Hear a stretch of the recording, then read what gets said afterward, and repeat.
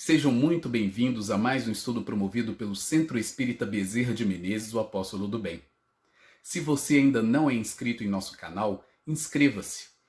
E não esqueça de clicar no sininho de notificações para poder receber um lembrete todas as vezes que um vídeo for lançado. Se puder também, compartilhe este vídeo e todos os demais vídeos com seus amigos e familiares que possam se beneficiar dos estudos que têm sido feitos pela casa. Muito obrigado e que Jesus abençoe a todos.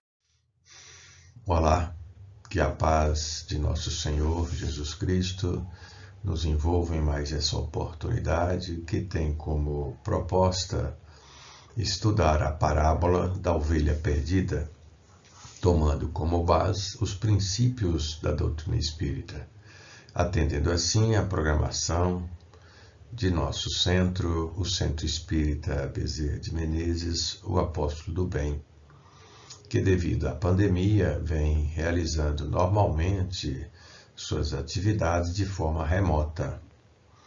As palestras vêm ocorrendo por meio de lives e também de estudos gravados, os quais são disponibilizados em nosso canal no YouTube. Então, para darmos início ao nosso estudo, vamos elevar nossos pensamentos para uma oração.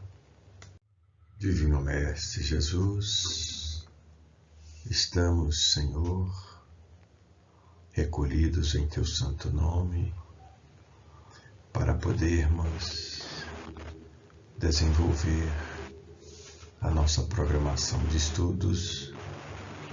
Estudos, Senhor, que tem como pauta examinar a parábola da ovelha perdida, buscando, Mestre querido, extrair o ensinamento do Senhor contido na essência dessa história. E diante de mais essa oportunidade, Senhor, nós rogamos ao vosso coração magnânimo que nos envolva com as bênçãos do Senhor, de forma a nos permitir o clima de serenidade e harmonia para conduzirmos a nossa programação. Permita-nos, Senhor, também a presença amiga de nossos mentores espirituais, que junto a nós favoreça-nos o entendimento mais ampliado da parábola, de forma a ampliarmos as nossas possibilidades de reflexão em torno do ensinamento do Senhor. E que a vossa paz permaneça conosco sempre. Assim seja. Muito bem, inicialmente nós queremos compartilhar essa pergunta: qual ensinamento podemos alcançar com o estudo da parábola em questão, a parábola da ovelha perdida, na perspectiva da doutrina espírita? Qual o ensinamento que nosso Senhor traz para nós a partir dessa história? Queremos esclarecer também, nesse momento inicial, que o estudo da parábola ele sugere várias abordagens. Para esse estudo, entretanto, vamos dar ênfase às leis de Deus nela contida enquanto ensinamento, assim como vamos salientar a condição de nosso Senhor Jesus Cristo como nosso pastor divino e nós as suas ovelhas. Embora a possibilidade de entender o ensino da parábola para examinarmos a nós mesmos, nossos potenciais, mas também nossos desvios em relação às leis de Deus. Muito bem, nós vamos apresentar textualmente aqui a parábola da ovelha perdida, tomando como base o livro de Lucas, né? E ela vai estar no capítulo 15, nos versículos de 3 a 7. Embora nós possamos encontrar também referência dessa parábola em Mateus, no capítulo 18, versículo de 12 a 14. E no versículo 3 do capítulo 15 de Lucas, nós vamos encontrar o seguinte registro. E ele lhes propôs esta parábola, dizendo... Aqui é importante considerar o contexto em que ele, então, vai contar essa história, assim como as duas que seguem, né? Que é a parábola da dracma perdida e a parábola do filho pródigo. Mas aqui nós vamos encontrar o seguinte, que no versículo 1 do capítulo 15, o evangelista anotou o seguinte: E chegavam-se a ele todos os publicanos e pecadores para o ouvir. E os fariseus e os escribas murmuravam, dizendo: Este recebe pecadores e come com eles. Então, o contexto aqui é o Senhor, enquanto mestre, falando para necessitados. Nós vamos, de uma forma geral, entender esses dois versículos, então, com esse público que estava diante do Senhor, do Mestre. E ele vai lhes contar essa história. E começa o seguinte, com esse versículo. E ele lhes propôs esta parábola, dizendo: Que homem dentre vós, tendo 100 ovelhas e perdendo uma delas, não deixa no deserto as 99 e vai após a perdida até que venha a achá-la? E aqui Jesus vai inserir, né, aquela plateia no contexto da história. Isso é interessante, é uma estratégia pedagógica, obviamente, recurso que nosso Senhor vai utilizar nesse momento. O versículo 5 aqui desse trecho diz o seguinte: que achando-a, a põe sobre os seus ombros jubiloso. Nós vamos destacar todos esses aspectos aqui. Na sequência, nós temos o seguinte, o versículo 6. E chegando à casa, convoca os amigos e vizinhos, dizendo-lhes: Alegrai-vos comigo, porque já achei a minha ovelha perdida. Digo-vos que assim haverá alegria no céu por um pecador que se arrepende, mais do que por 99 justos que não necessitam de arrependimento. Então, esse é o texto que pretendemos examinar na sequência, tomando como base os princípios da doutrina espírita. E como o Espiritismo orienta o estudo evangélico? Vamos recorrer à literatura espírita, obviamente, ao Pentateuco kardeciano. E Kardec, na introdução do livro O Evangelho segundo o Espiritismo, no item 1, ele vai dizer o seguinte, que toda a gente admira a moral evangélica. Poucos, no entanto, a conhecem a fundo e menos ainda são os que a compreendem e lhe sabem deduzir as consequências. A razão está, por muito, na dificuldade que apresenta o entendimento do Evangelho, que para o maior número de seus leitores é ininteligível.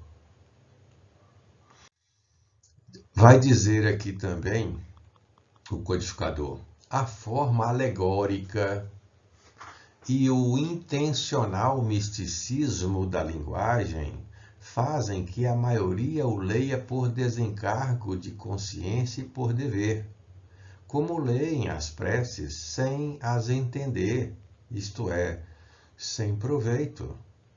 passam-lhes despercebidos os preceitos morais, disseminados aqui e ali, intercalados na massa das narrativas. É importante salientar que muitos leem a Bíblia e a entendem literalmente, não tira o espírito da letra, a essência do ensinamento que está contido nesse livro sagrado.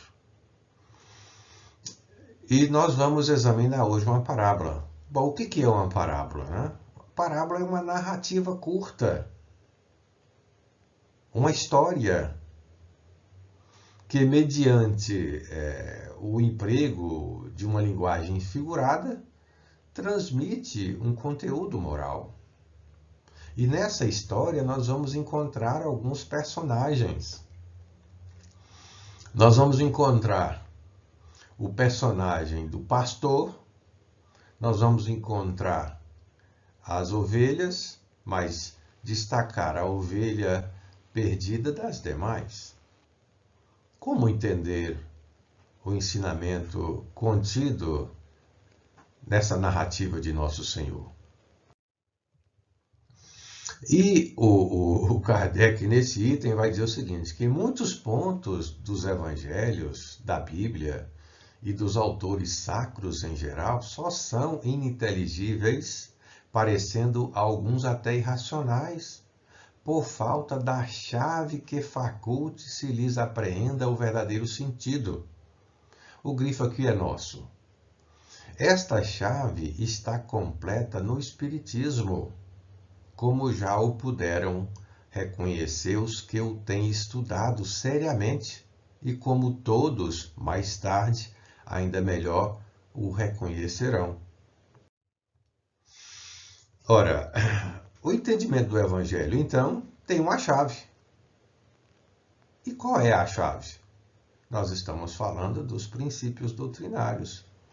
Os princípios da doutrina espírita, eles abrem para todos nós uma janela de possibilidades para nós entendermos todos os eventos, todos os fenômenos da natureza e, sobretudo, entender as leis de Deus, entender o ensinamento contido nesse livro sagrado que estamos destacando, que é a Bíblia, e especificamente temos aqui uma parábola do Evangelho, do Novo Testamento.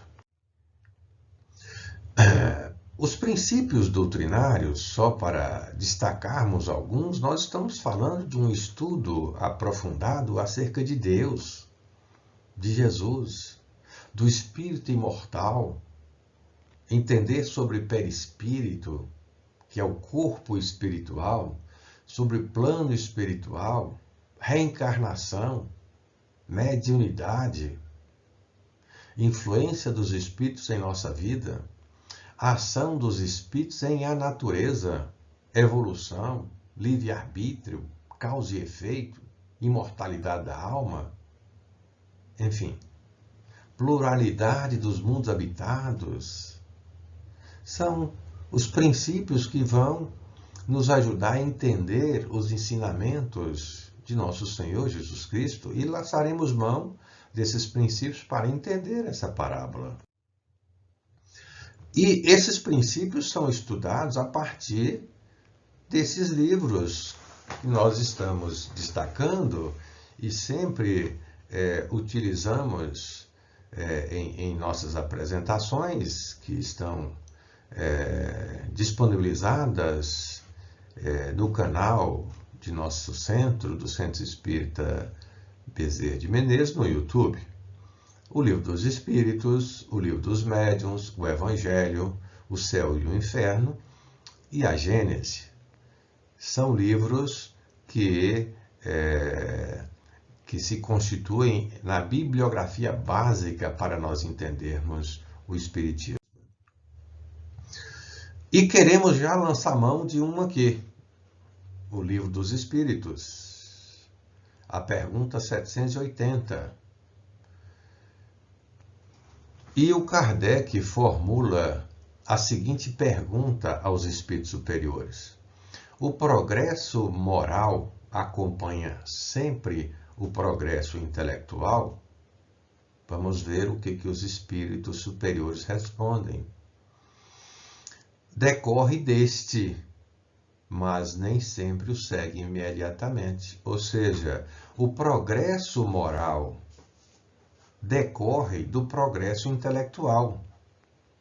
Depende do progresso intelectual. Para ampliarmos, portanto, as nossas possibilidades de desenvolvimento moral, nós precisamos avançar intelectualmente. Como ele até destaca aqui, mas nem sempre o segue imediatamente. E essa parábola é interessante a gente contextualizar esse ensinamento aqui doutrinário. E na questão 780A, Kardec renova a pergunta: como pode o progresso intelectual engendrar o progresso moral? Vejam bem, que lucidez, que clareza de resposta dos espíritos superiores, fazendo compreensíveis o bem e o mal. É pelo avanço intelectual, pela construção dos caracteres intelectuais, que o homem desenvolve a razão e passa a ter condições de discernimento entre o bem e o mal. O homem, desde então, pode escolher. E aí entra a questão da escolha. E nesse contexto está inserido um dos princípios doutrinários, que é o livre-arbítrio. Mas qual é a escolha que fazemos? Vamos examinar isso no contexto dessa parábola. Acrescenta ainda aqui os espíritos, respondendo a Kardec, que o desenvolvimento do livre-arbítrio acompanha o da inteligência e aumenta a responsabilidade dos atos. Vejam bem, o livre-arbítrio se insere aqui nesse contexto. À medida que nós avançamos intelectualmente, nós vamos ampliando nossas possibilidades de escolha, obviamente, que a gente já passa a ter o entendimento, o discernimento, né, entre o certo e o errado, o bem e o mal. E aqui nós queremos utilizar uma figura para ilustrar, né, a primeira reflexão que queremos fazer dessa parábola. Entender o seguinte, que nós fomos criados simples e ignorantes, porém orientados para progredir, para evoluir. Olha quantos princípios doutrinários aqui. E evoluir do ponto de vista intelectual, como destaca a questão 780, e do ponto de vista moral. Então, essas são as duas asas da evolução. Nós precisamos, obviamente, promover a construção dos caracteres intelectuais.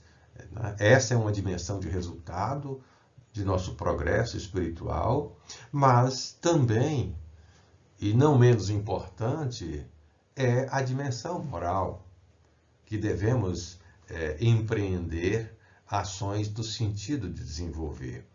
E aqui nós temos um processo.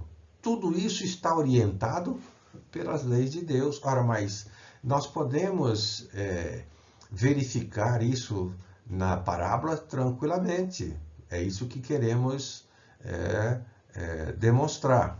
As leis de Deus, sobretudo a lei de amor, a lei de justiça, a lei de progresso, todas as leis de Deus, sejam as leis que orientam a matéria, sejam as leis morais que orientam no campo espiritual.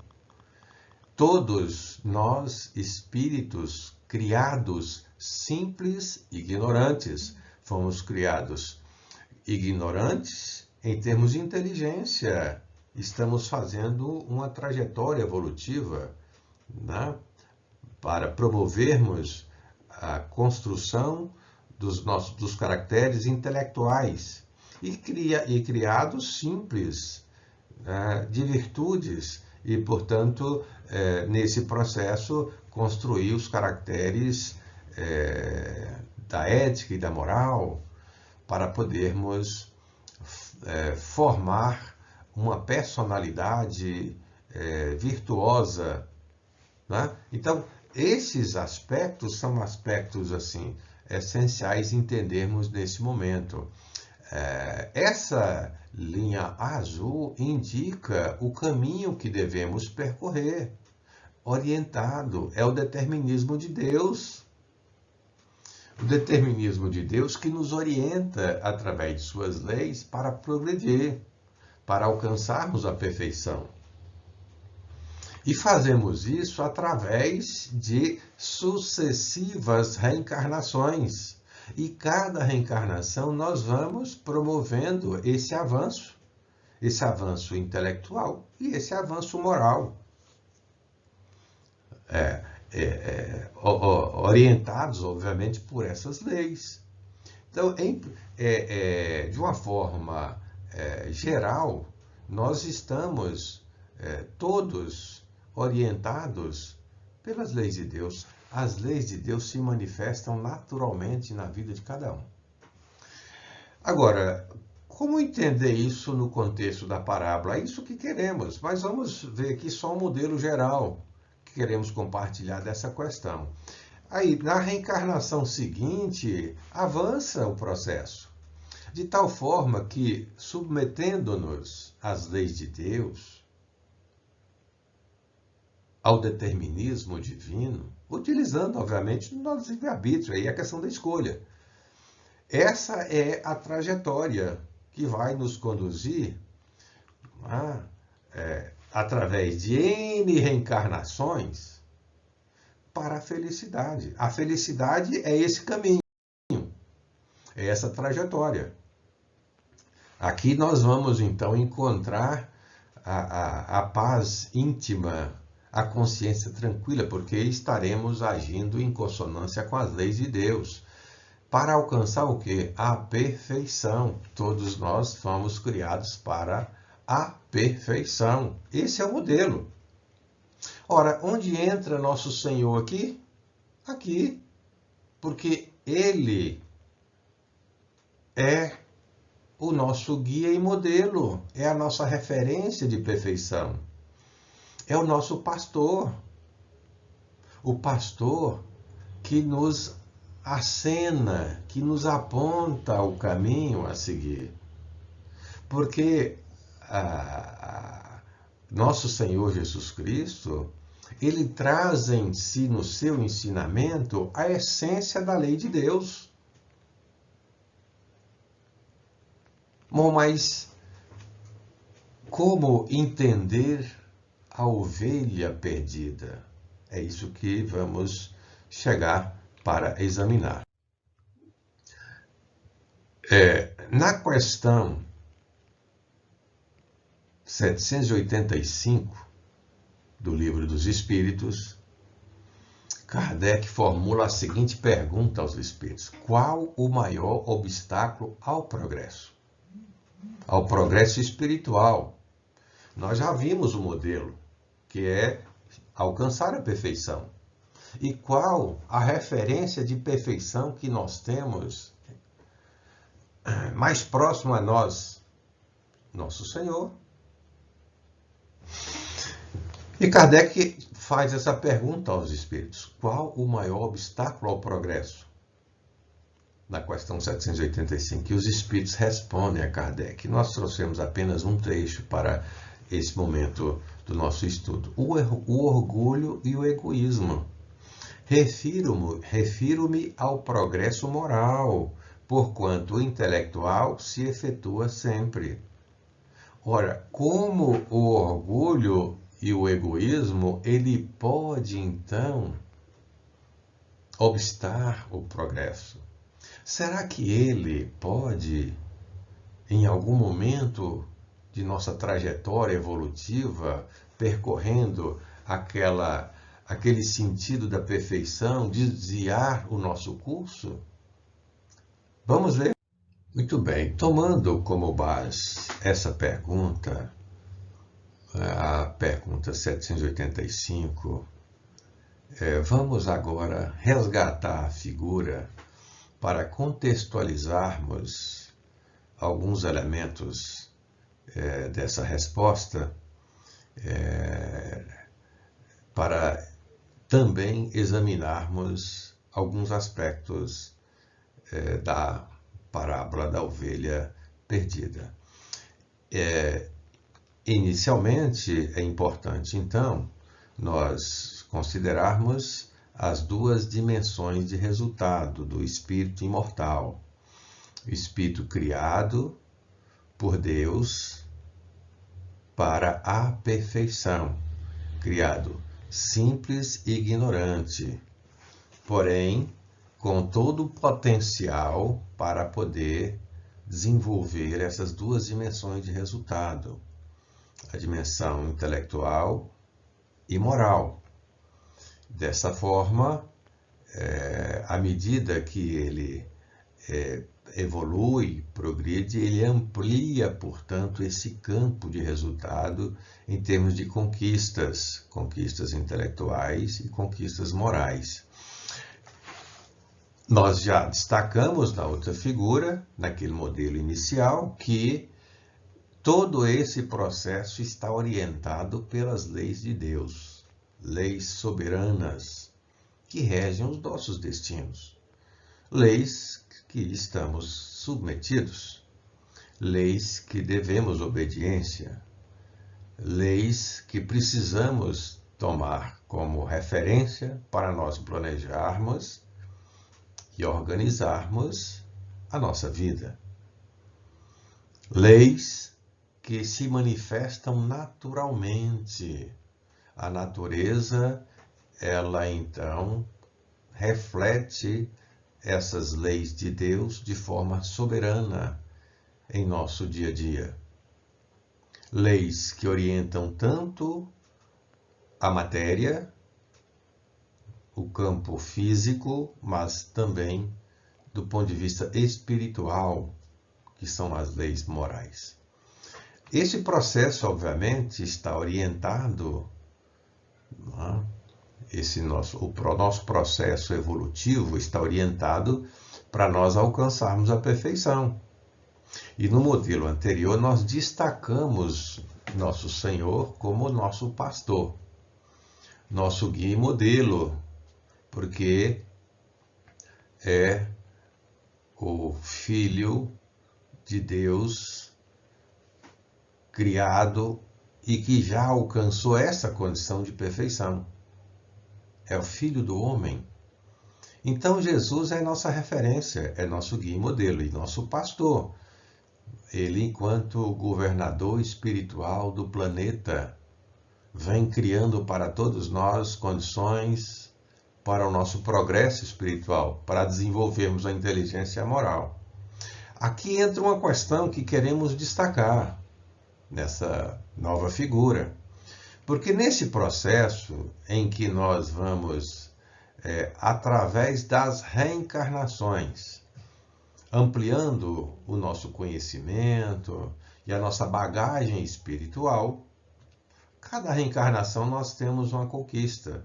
Nós promovemos algum conhecimento e crescemos. Agora, é importante considerar que todos nós fomos criados para evoluir, para progredir. Ninguém foi criado para ficar aí, à toa, né, sem um destino. Não, todos nós temos como destino a perfeição. E a reencarnação é uma lei que orienta esse processo e que conduz todos para a perfeição. Ninguém reencarna para fazer o mal. Todos nós reencarnamos para fazer o bem, para melhorar espiritualmente. A questão toda é o seguinte, é que em algum momento nós fazemos escolhas. É o uso do livre-arbítrio. E o exercício do livre-arbítrio é que pode nos conduzir há determinados equívocos em nossa vida. E aqui nós queremos ilustrar esses equívocos aqui.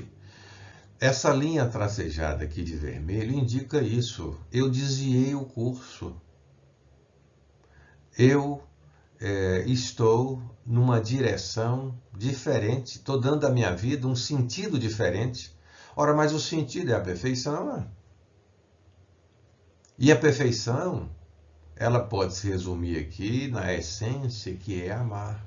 Como o nosso Senhor Jesus Cristo, né, nos ensina, na essência, né, de sua exemplificação, de seus ensinamentos.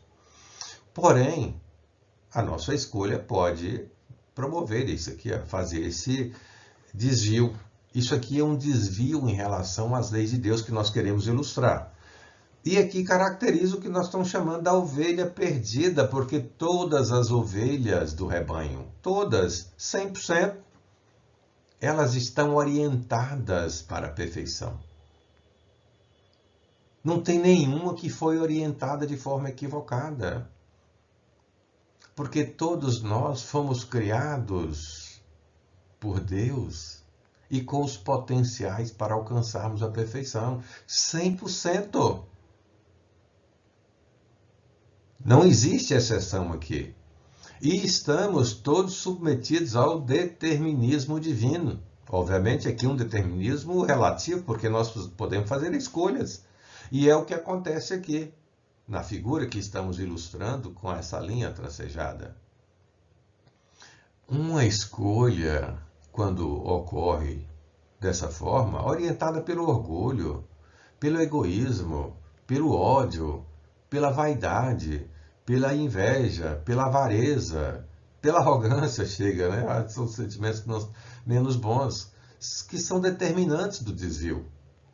Contrários à lei de Deus, uma vez que a sua essência é amar, é altruísmo, é humildade, é fraternidade, é solidariedade, é caridade. Mas esse desvio tem um preço. É o que eu estou plantando com a minha escolha. E esse plantio vai nos levar para as sombras da vida, para os vales, para o despenhadeiro. Mas o pastor nos encontra tranquilamente. E é aí que está a moral da história. Porque todos nós fomos criados para a perfeição, ninguém se perde. Aqui entra outra questão, não tem esse negócio, o inferno é eterno, não existe isso. A lei de Deus é a lei de amor. E isso é importante a gente entender nesse momento. Porque esse resgate que se dá dessa ovelha perdida é marcado por esse processo. A dor, o sofrimento, quando nos visita, é uma advertência. É um resgate da lei. É a manifestação da lei que nós podemos até entender como, né, o pastor que nos alcança, porém aí já numa outra perspectiva, e nos adverte, chamando-nos a atenção para o verdadeiro sentido da vida, para o que é real. E a dor, ela é marcada em nossa vida por dificuldades, que nós vamos caracterizar aqui, estamos caracterizando como uma expiação, que na verdade é essa advertência, é a colheita que estamos fazendo de um plantio que fizemos de forma equivocada. Esse plantio eu vou colher, que é restaurar a harmonia, o equilíbrio do universo. E aqui tem uma lei, a lei de causa e efeito. Eu posso perder o endereço da vida, mas em algum momento eu vou encontrá-lo, porque a vida está orientada por leis. E a lei de causa e efeito vai fazer essa grande contribuição. É a bênção da dor. Devemos agradecer a dor, o sofrimento, porque é a advertência para podermos promover uma caminhada segura em nossa vida.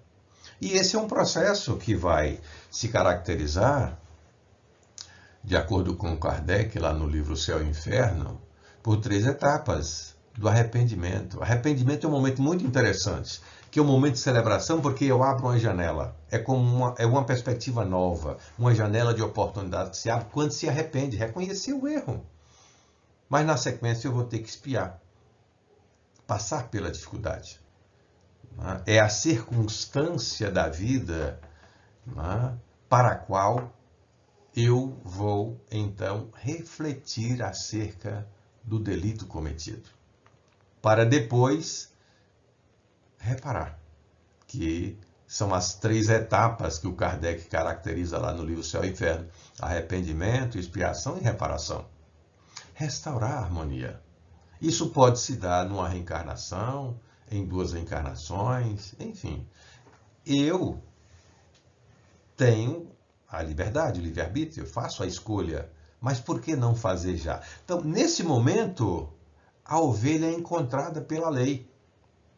E nosso Senhor Jesus Cristo, enquanto governador espiritual do planeta, ele tem criado sistematicamente condições para nós podermos, então, reparar os nossos erros, para nós podermos progredir de uma forma geral. E para a ovelha perdida, sobretudo. Porque ele não veio para os sãos, ele veio para os doentes. O contexto em que ele conta essa história é justamente para necessitados. E aí vem uma pergunta: qual a condição que assumimos aqui? De ovelha perdida ou de ovelha já no caminho reto? No caminho orientado para a perfeição? Essa é uma reflexão interessante que devemos fazer, não é? Então, esse momento aqui é um momento muito bacana, que é o momento em que a lei nos alcança e Jesus, enquanto nosso pastor, modelo e guia e modelo, ele que é a referência da lei de Deus junto a nós, mais próxima de perfeição, vem criando sistematicamente condições para nós podermos evoluir, progredir, reparar os nossos erros. Então, a todo instante, o Senhor está conosco enquanto pastor. E é isso que nós vamos entender dessa parábola, quando ele, então, conta essa história de fundo moral. Porque o caminho da perfeição é o caminho da felicidade. Deus nos criou para sermos felizes, todos nós. E é esse o momento de alegria, o momento de celebração, quando todos se alegraram, porque é esse estado íntimo que, na verdade, vai acontecer nesse momento também, quando nós, então, reparamos os nossos erros. Estamos numa outra condição espiritual. E tudo isso que estamos aqui desenvolvendo está registrado no Evangelho, que é a referência, é a fonte cristalina de ensinamentos para nós podermos, então, desenvolver essa asa da nossa evolução, que é a moral. Portanto, aqui nós temos 2 campos de resultado, a inteligência e a moral. O Evangelho é, portanto, a referência, porque traz o ensinamento de nosso Senhor na essência. Qual é? Amar. Muito bem. E no Livro dos Espíritos, novamente recorrendo ao Pentateuco kardeciano, na questão 625, Kardec formula a seguinte pergunta aos Espíritos: qual o tipo mais perfeito que Deus tem oferecido ao homem para lhe servir de guia e modelo? o grifo aqui é nosso. Jesus. Ele, portanto, é o nosso guia e modelo, é o pastor divino que estamos considerando aqui. Ele é que está muito próximo a nós, fazendo com que nós possamos refletir acerca da essência das leis de Deus, né, que é o amor. E Jesus, só para trazer aqui uma outra citação evangélica muito interessante, em algum momento o evangelista Mateus vai fazer a seguinte anotação: vinde a mim todos os que estáis cansados e oprimidos, e eu vos aliviarei. Tomai sobre vós o meu jugo, e aprendei de mim, que sou manso e humilde de coração, e encontrareis descanso para a vossa alma. Porque o meu jugo é suave e o meu fardo é leve. Ora, isso aqui é uma citação muito interessante e é um convite do pastor divino, de nosso Senhor. Vinde a mim todos os que estáis cansados e oprimidos, e eu vos aliviarei. Ora, aquele desvio de rota apresentado na figura traz isso como consequência. Esse cansado, estar cansado, oprimido. E Jesus, ele convida então todos nós para ir até ele. Vinde a mim. Destacamos aqui então o jugo de Jesus. É o amor. É a diretriz, que é a essência do ensinamento de nosso Senhor. Então o jugo de Jesus é aquele direcionamento. É a sinalização que o pastor faz para as suas ovelhas. É importante considerar que o pastor guarda uma relação de muita afetividade com as suas ovelhas, assim como as ovelhas o identifica com muito afeto. E nesse momento, então, ele nos convida, dizendo que o jugo dele é suave e é o amor, porque nos conduz a trabalhar em nossa consciência a lei de Deus, que é a lei de amor. E diz aqui mais o evangelista que o meu fardo é leve. O fardo são as nossas obrigações, as nossas tarefas, são os nossos testemunhos que devem ser orientados pela diretriz de amor, de justiça, pelas leis de Deus. O que estamos esperando, hein? O convite o Senhor nos faz a todo momento, porque Ele o faz tomando como referência as leis de Deus que nos alcança a todos. E o Leon Denis vai dizer o seguinte, que a passagem de Jesus pela terra, seus ensinamentos, exemplos, deixaram traços indeléveis. Sua influência se estenderá pelos séculos vindouros. Então, a história que ele contou há 2000 anos está repercutindo. Olha só o que o Leon Denis diz. Seus ensinamentos, exemplos, deixaram traços indeléveis. Sua influência se estenderá pelos séculos vindouros. É o pastor presente, o pastor hoje. Nosso Senhor enquanto guia e modelo hoje nas nossas vidas. Mas nós precisamos deixá-lo entrar. Essa é a grande questão. E este momento de alegria, momento de celebração, assim como ele também celebra enquanto pastor. Seguindo aqui o texto, ainda hoje ele preside aos destinos do globo em que viveu, amou, sofreu. Governador espiritual deste planeta, veio com seu sacrifício encarreirá-lo para a senda do bem. E é sobre a sua direção oculta e com o seu apoio que se opera essa nova revelação, que é a doutrina dos espíritos. Então, governador espiritual do planeta veio com seu sacrifício encarreirá-lo para a senda do bem. É o pastor divino nos acompanhando a todos. Todas as ovelhas, todas, serão conduzidas para um aprisco seguro. Agora, cada um vai para o aprisco condizente com a sua condição espiritual.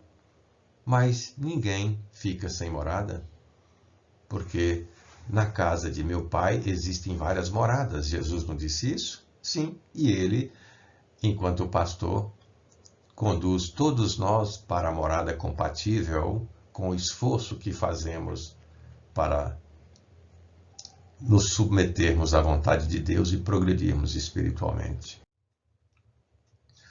E aqui queremos trazer um trecho do livro Parábolas e Ensinos de Jesus, do Caibar Schutel, que ele vai dizer o seguinte, que a parábola mostra bem claramente que as almas transviadas não ficarão perdidas no labirinto das paixões, nem nas furnas onde medram os abrolhos. Ora, a figura que nós demonstramos mostra justamente isso.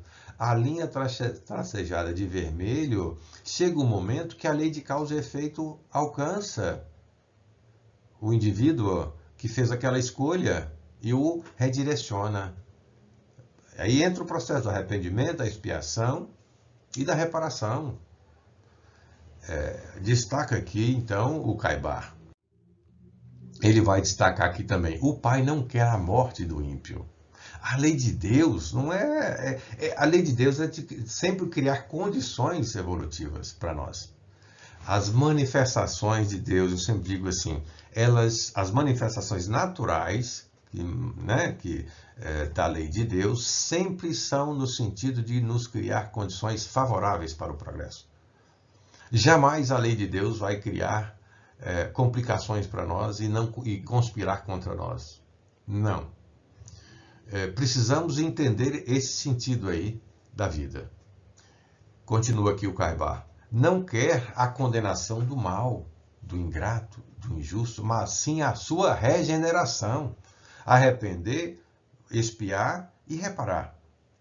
A sua salvação, a sua vida, a sua felicidade. É aquele caminho de volta que colocamos na figura, ilustramos na figura. Esse é o sentido para nós entendermos, pelo menos nessa perspectiva aqui que estamos desenvolvendo, a parábola da ovelha perdida, como nós destacamos no início, ela pode ser compreendida também em outro ângulo, ou em outros ângulos, né? Mas queremos aqui desenvolver esse aspecto. E ele vai dizer o seguinte aqui nesse texto, que é muito interessante, que complementa aquelas reflexões que estávamos fazendo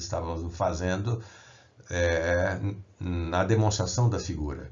Ainda que seja preciso para a regeneração do espírito nascer ele na terra sem mão ou sem pé, entrar na vida manco ou aleijado.